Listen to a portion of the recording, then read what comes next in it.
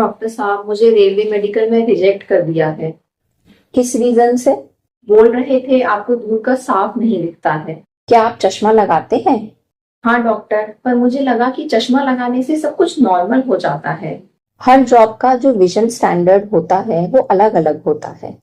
मतलब? रेलवे में कुछ नौकरियां ऐसी भी होती हैं जिसमें कि बिना चश्मे के निगाह अच्छी चाहिए होती है। तो क्या मेरा सिलेक्शन अब इम्पॉसिबल है? नहीं नहीं, पहले तो आप ये समझाइए कि आप किस कैटेगरी में रिजेक्ट हुए हैं। है? तो क्या उसमें भी कैटेगरी होती है? हाँ, रेलवे में कई कैटेगरीज होती हैं। A1, A2, A3, B1, B2, C1, C2।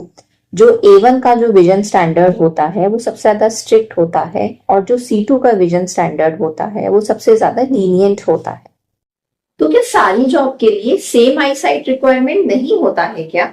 नहीं, कुछ ऐसी पोस्ट जैसे कि जो ड्राइवर रिलेटेड होती है उसमें जो विजन स्टैंडर्ड होता है वो सबसे ज्यादा स्ट्रिक्ट होता है। और अगर मैं लेसिक करा लूं तो?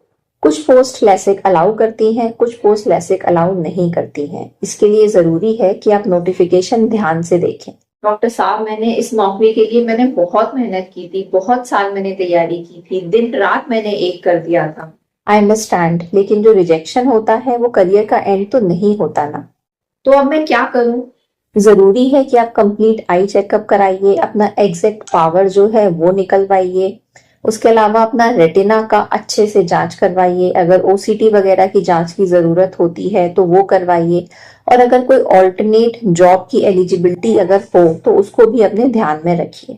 जो चीज मैंने फेस की है वो किसी और को फेस ना करनी पड़े, इसके लिए जरूरी है कि आप जिस भी एग्जाम की तैयारी कर रहे हैं, प्लीज उसका नोटिफिकेशन आप लोग पहले से पढ़ लीजिए। उसकी मेडिकल की क्या क्या रिक्वायरमेंट है, सिर्फ आंख से संबंधित नहीं, बाकी चीजों से संबंधित भी एक बार अच्छे से पढ़ लीजिए। अगर आप उसके मेडिकल क्राइटेरिया में फिट होते हैं तभी आप उस नौकरी के लिए ट्राई करिए, वरना कोई ऑल्टरनेट जॉब, कोई ऑल्टरनेट एम्प्लॉयमेंट ढूंढना शुरू कर दीजिए। Thank you. बहुत सारे स्टूडेंट मेडिकल में, रेलवे के मेडिकल में और भी कई सारे मेडिकल में, क्योंकि वो विजन स्टैंडर्ड अच्छे से समझ नहीं पाते हैं, वो इस वजह से रिजेक्ट हो जाते हैं। तो किसी भी एग्जाम की तैयारी करने से पहले, कोई भी फॉर्म भरने से पहले ये बहुत जरूरी है कि आप उसका नोटिफिकेशन अच्छे से पढ़ लें, ताकि आपको फ्यूचर में कोई रिजेक्शन फेस ना करना पड़े। बहुत सारे लोग इतना ज्यादा परेशान हो जाते हैं, वो अपने कई साल तैयारी में लगाते हैं और फिर जब वो मेडिकल के लिए जाते हैं तो एकदम से उनको रिजेक्शन फेस करना पड़ता है और वो इस चीज को एक्सेप्ट नहीं कर पाते हैं। तो जिस भी एग्जाम की अगर आप तैयारी कर रहे हैं और आपको लगता है कि आपके शरीर में किसी भी तरह की कोई भी समस्या है, तो अपने डॉक्टर के पास जाकर अपना कंप्लीट हेल्थ चेकअप जरूर करवाइए।